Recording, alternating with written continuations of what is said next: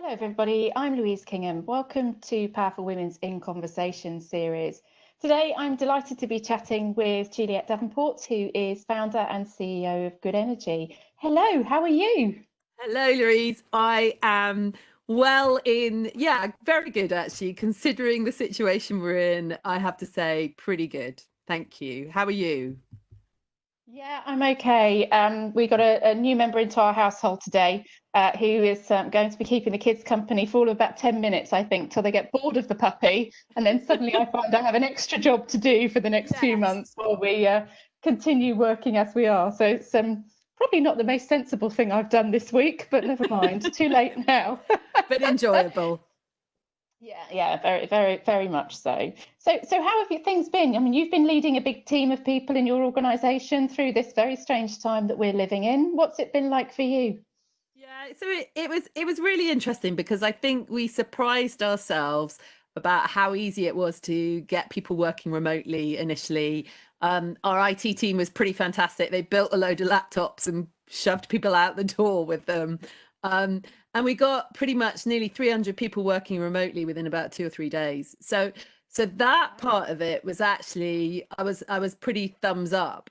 Um, I think the actual physicality of being not in the same place has given different challenges to different members of the team. So um, I'm probably quite used to sitting on my own.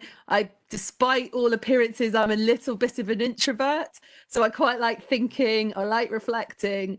But I think those people who bounce ideas off other people have definitely struggled more in this time. I think the first 2 weeks was definitely some norming and storming. There were definitely some slightly ups and downs in the team, myself included.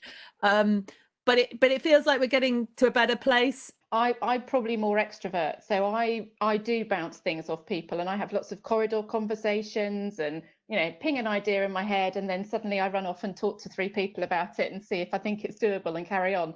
So I've really missed people. I've missed trying to work out how to do that this way. I found that a bit tricky. And like your team, my IT team is tiny, and they were brilliant.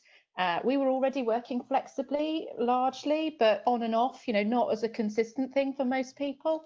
But similar to your experience, within sort of a couple of days, we were sorted, and I was really impressed with not only the job the IT team did, but the technology and how quickly people were up for getting to grips with what they had in front of them. Learning how to use all of these platforms that we never communicated on before, thinking, well, we must go digital. We really must go digital. Let's do it. Let's do a 10-year strategy in one weekend. Yes. And so that was quite a learning, I think. But I think like you, a little bit the cycle has been interesting, and I've watched some of my leaders too. So for the first sort of couple of weeks, people were really bouncy, very creative. This was very novel, with everyone working the same way. People were really up for it. By the time we got to about week 6, I noticed a bit of a dip, and people were sort of starting to feel it, and me included, feeling quite wobbly, wanting to take some time out. Absolutely, quite rightly, given the pace that people have been working at and the adjustments they've made.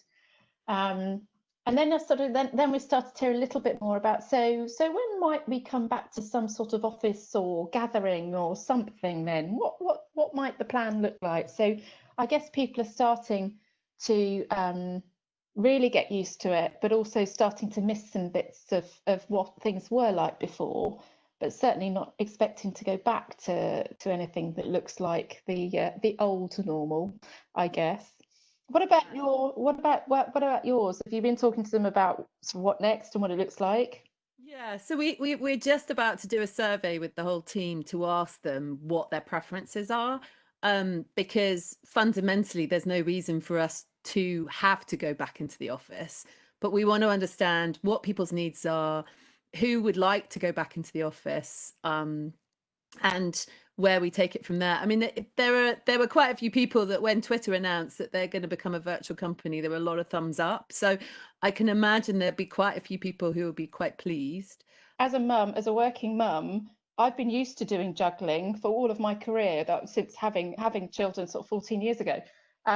And but this has been such a different experience of trying to sort of navigate the whole homeschooling thing, at the breakup of your routine, the loss of structure to a day, not being able to escape onto a commute, all of that stuff, and just sort of splitting the lives that you have, the many hats that you wear.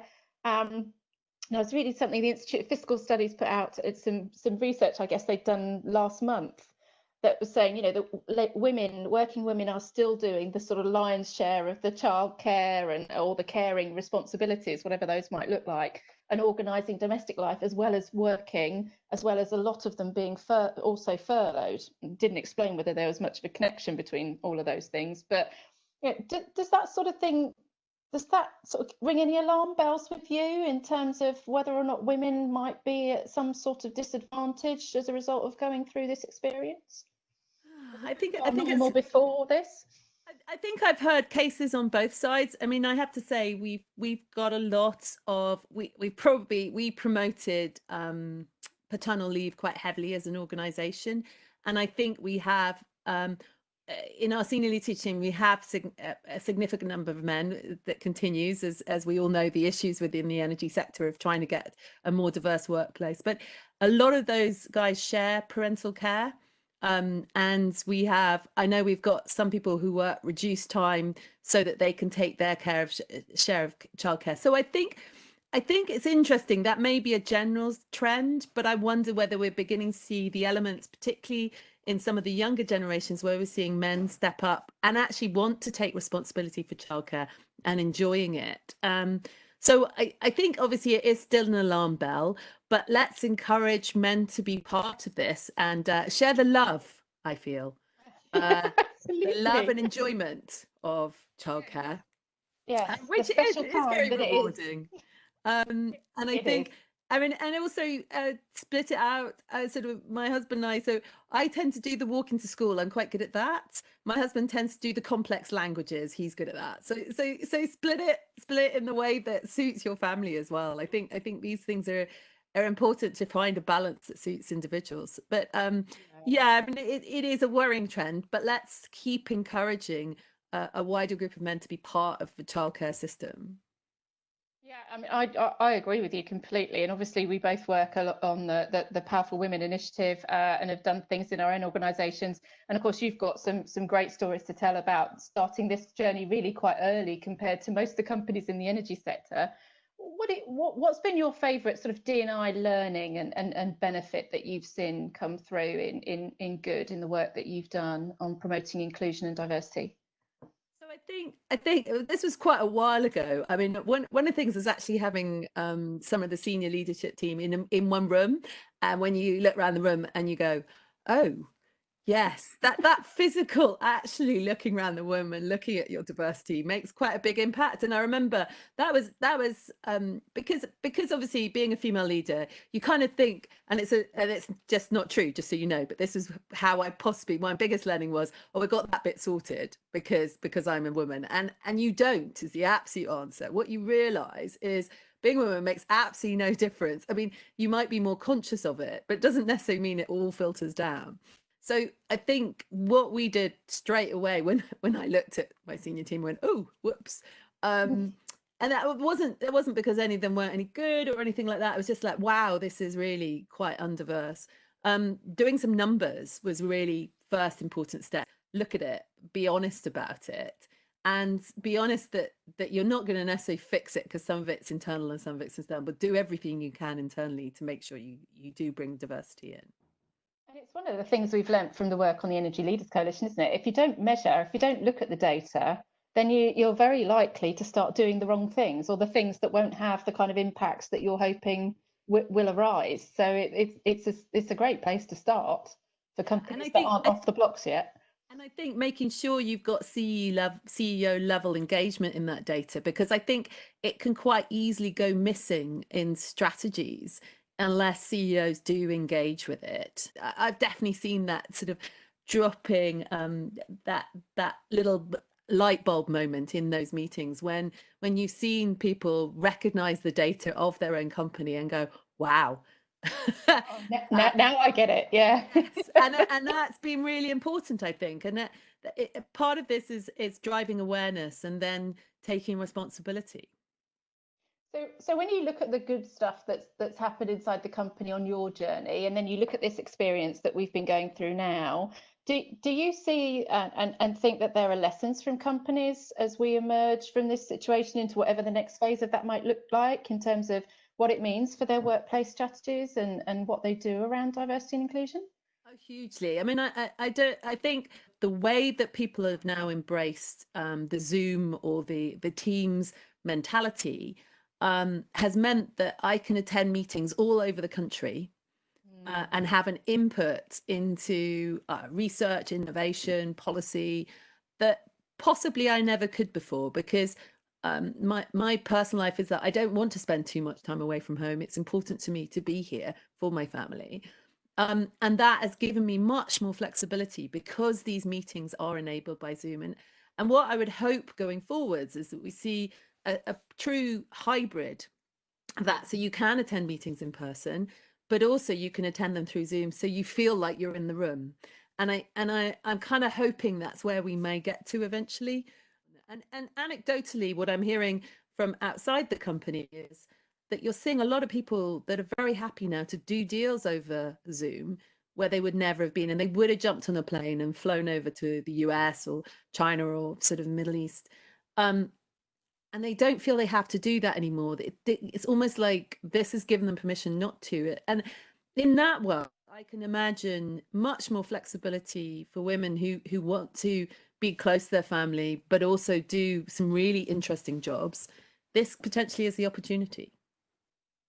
Yeah, and as you said, for the men and the women, it should encourage more flexibility and hopefully be able to sustain some of the ways that we have been working, so that we don't all revert to how things were before and kind of go back, roll the train backwards, which to me would seem like a huge waste, potentially for all the reasons that you described. But then, do you think there's anything else that that that needs to happen, or new drivers that need to emerge in order to nudge us to continue along this road and not completely revert back to what life was like before this experience? I think that's a really interesting question. I mean, I think there will be some behavior that won't shift back just naturally, because we will be more worried about getting on public transport. We will be more worried about being in enclosed spaces. So I think that potential fear may maintain. But the concept that how do we drive that kind of behavior? I mean, I think if finance directors get a hold of some of the data of this and can figure out how they can reduce cost as a result of doing these, then maybe that's the way to drive it. Yeah, when the real estate agent comes around and does the valuation of the premises, yeah. Yeah. It is really interesting, because I think I spent more quality time with other senior leaders during this than I have normally. And I think that's where the opportunity kind of is.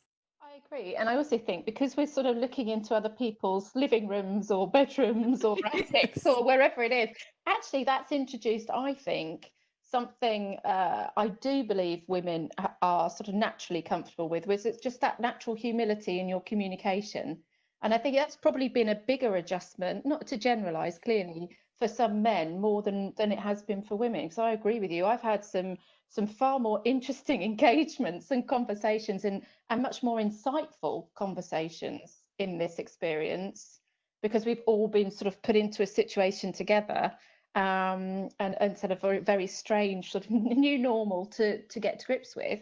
I would hope that we can, and certainly that we can use sort of D&I type strategies to help us work out as kind of the tactics to deploy to make sure that we continue and don't lose that, because I think that would be a bit sad if we reverted to that sort of, I don't know, slight distance in the relationships that I think was there before this experience, that isn't now generally.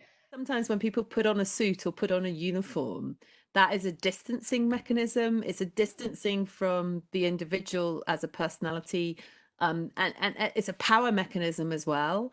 And I think that kind of breakdown of that is really interesting. Although surely I can't believe your team has not become expert at putting backgrounds up and doing things in teams. And I mean, I still haven't, which is really upsetting me because I quite would like, Mr. Fish. Do you remember Mr. Fish, the weatherman? I Yeah, quite yeah, want yeah. his Michael. backdrop. Yeah. Michael Fish, I'd like his backdrop. That would be so cool. We did have some fun quite early on in the team exchanges around the backdrops and what it told you about somebody's personality or their mood. So I have done it in Zoom I have downloaded a few of the BBC archives empty sets. So when my mood's not quite so flavoursome, I've got the porridge cell behind me. So you did that, did you? Because this was Yeah, on I did. basis, yes. Porridge. Yeah. You And haven't gone then for EastEnders, or have you? no, I didn't go for EastEnders, but I did go for Only Fools and Horses and the wine bar, with the famous where he Yeah. Yeah, the thing that yeah, falls over when he yeah, and he goes just went between. ooh, yeah, Yeah. yeah, and then when I was feeling a bit more chipper, I was in the Ab Fab kitchen with a fridge full of champagne behind me. That Oh, was a good one. yes. Yes, See? perfect. Oh, absolutely. Right, back to business. We've had an update on the Powerful Women board stats. Yeah. State of the nation, as we refer to it, where we've looked at the top 80 companies, energy companies in the UK. But obviously, some of them are global businesses, but with big UK operations. And we check out, as you know, what's happening at the board level in terms of female representation, and also the executive committee as well. We had some good news. So we had 21% of board seats in the sector are now occupied by women. Which is a noticeable increase from 16% last year and 13% the year before. So we've been banging away at this and It's been encouraging very people. stuck for a long time, hasn't it? Yeah. So it's from a low base, granted, but actually it's good progress this year. And 13% of executive board seats now occupied by women, which is more than double. I mean, again, Wow. poor start really from 6%, but to get to 13 in one year, I think is really, really good. We've got 11 companies now who meet the Powerful Women goal of having the 2030 target and having 30% of their executive board seats occupied by women, which is great. And I think in this last sort of annual period, we had some 25 women that joined boards over the course of the period. So that's an increase of sort of 2/3. But, and there's always a but, we've still got more than a third of these companies in the top UK companies who have no women on their boards at all. Yeah. And that's an improvement. I think last year's stat was 42%. It's 38% this year. And we still got 2/3 of these companies, around about 79% versus 89 last time, who've got no women in the executive board seats at all, which I know is structurally a challenge anyway, but nevertheless. How do you feel about that? What's your reaction to those? I mean, obviously pleased about the ones that are going in the right direction. And as we've talked about, I mean, it's felt a bit static for a while, and every time the numbers have come out, it's like, oh, okay. We've been trying really hard, but it does feel that this has moved. Definitely, we've got a shift. That frozen sledge has moved a little bit further forward. I think the ones with no women in either the exec team or the boards, just feels out of touch slightly.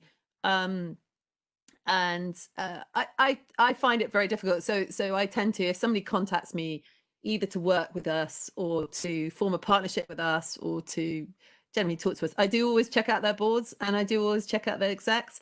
And I have to say, I don't tend to work with them if they're only men, because it just feels like their decision making is probably not diverse.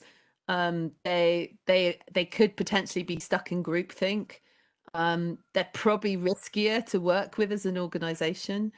So yeah, I mean, I think that we need to keep the pressure up, and I think trying to make sure that you've got sort of investors keeping that pressure up, people who work with them keeping that pressure up, and asking those questions as an industry. I think it's really important. Yeah, I agree with you, and I think McKinsey updated their report about profitability and the relationship with the gender diversity of boards and those in that top quartile being better performers by as much as 25% according to their stats than those that are in the bottom quartile. So it's definitely something in that, isn't there? And I wonder also if we don't do enough to link this whole agenda of the power of sort of diverse teams and diversity of thought to the whole transition agenda in our sector anyway. It seems that those companies that don't do this are going to be missing business opportunities, surely.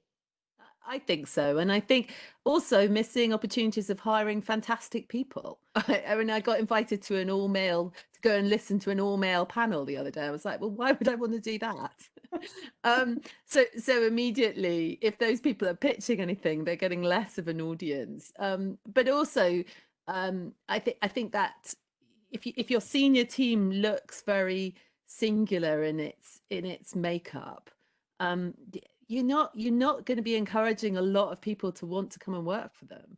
I can't think of anything worse than just being in a non-gender diverse situation, full stop. I love the diversity of thought and thinking, and I think it's really necessary for a high performing team.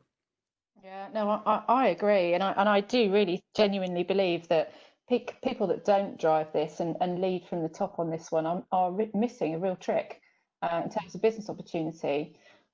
I guess the other slight concern I have is a bit of a worry of thinking about how tough it's going to get economically as we, once furlough schemes disappear and bounce back loans go into default, and if we look at a not quite a doomsday scenario, but it's not going to be pretty for quite some time for an awful lot of businesses out there. Do you think, and not just in the energy sector, but do you worry that women might be at a disadvantage in that situation as we have to go through this next phase? Because of the part-time, because of lack of visibility if they've been I furloughed? think it's really difficult to say, to be honest. I mean, if I've looked at it could be if people are looking for efficiencies or they're investing in IT to reduce some of the frontline jobs. Yeah, I mean, I think was it when we saw OVO take over SSE, they've made 2,500 people redundant. Um, I don't know. I don't know what the mix of those people are, but if they're all frontline customer services staff, it's likely they've got a higher percentage of female in it. So yeah, we could see that impact. Um, whether the part-time will impact, it depends. If people are fulfilling a role that is very effective, then maybe they won't be as affected by COVID and the redundancy piece. But yeah, I think things are going to look tough, definitely. I mean, what's interesting is that I think we're seeing certain areas, obviously, with booms. So if you're trying to sell electric bikes right now, you're in a boom business. If you're selling local food, you're in a boom business. So I think there are areas where we will see emerging economies. The only positive thing that could be is I think we might see a sort of reinstatement of localized community-led businesses following COVID, and the awareness of what's local rather than having. I mean, our purchasing pattern as a family, but I've seen it kind of. And okay, we're in a rural area, but the purchasing pattern's completely shifted away from supermarkets, more online and more local. And I think that could bring opportunities in itself. Yeah, and I was listening to Ben from Ipsos Mori on a CBI update earlier in the week, and he was saying all of those things are quite deeply embedded in our behaviours now. It's been long enough for us to not want to go back, which will be good for all those sorts of sectors and all those types of businesses.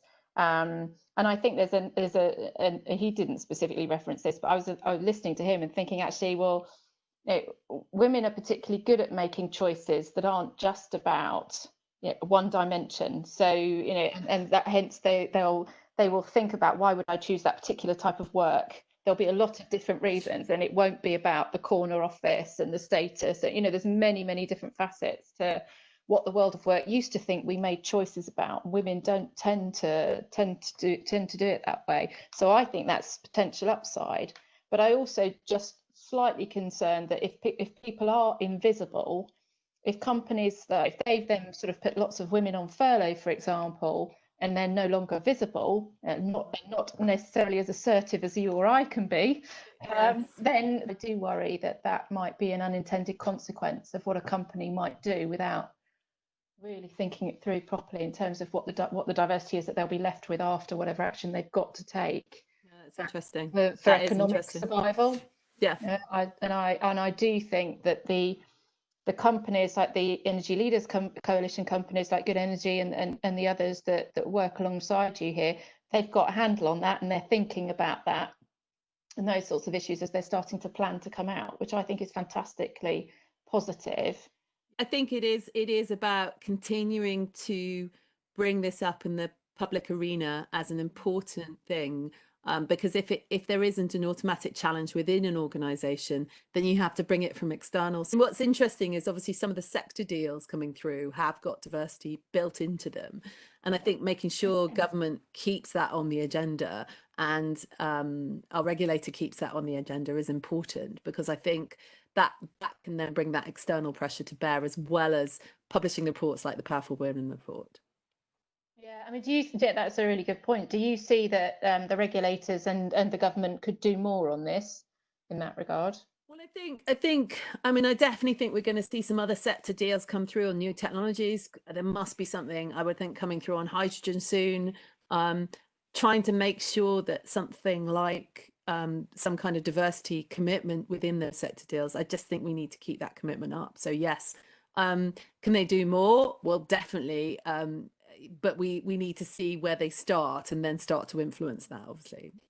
Yeah, absolutely. And they can certainly nudge more, I think. And one of the things they have talked to the Energy Leaders Coalition about is whether or not there can be sort of some support to give them a framework of questions to help them, and also ways to help them monitor what company progress looks like, which I think is a really positive thing, because there's a fine line, I think, between sort of getting people to understand why this is so valuable to business and voluntarily showing leadership and doing it, and then people doing it because it's a compliance issue. I don't think that's a positive thing at all. The thing about the compliance thing, coming back to data, is if it makes somebody report and then look at the data, and then you may make compliance into voluntary in the longer term. Let's be optimistic. Yeah, absolutely. Well, we always are, aren't we? We always are.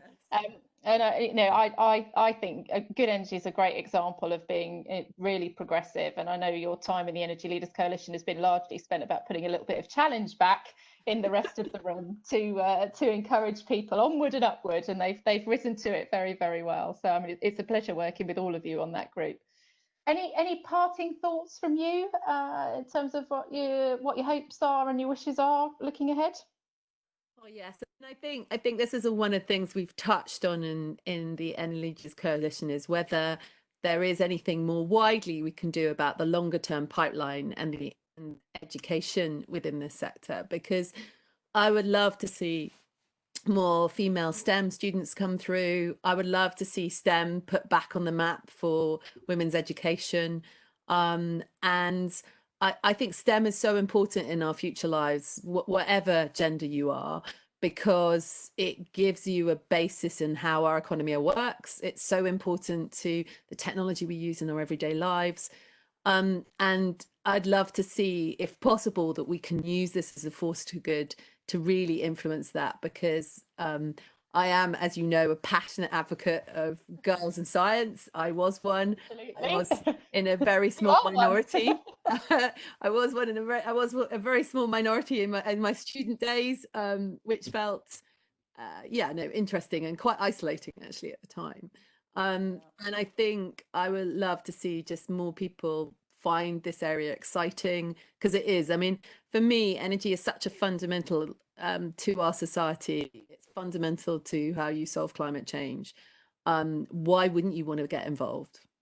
Absolutely. And when I talk to thousands of our young professionals in the Energy Institute that are sort of less than 5 years into their careers, it's their number one motivation. You know, we want to be contributing to solving the biggest challenges for society, and energy sits right at the heart of all of that. Yeah. Juliet, it's been fabulous to talk to you as always. It's a pleasure. Thank you very much for joining me for this In Conversation with Powerful Women. Keep well, and I will look forward to catching up with you soon. Thanks ever so much. Bye for now. Louise, it's been a pleasure.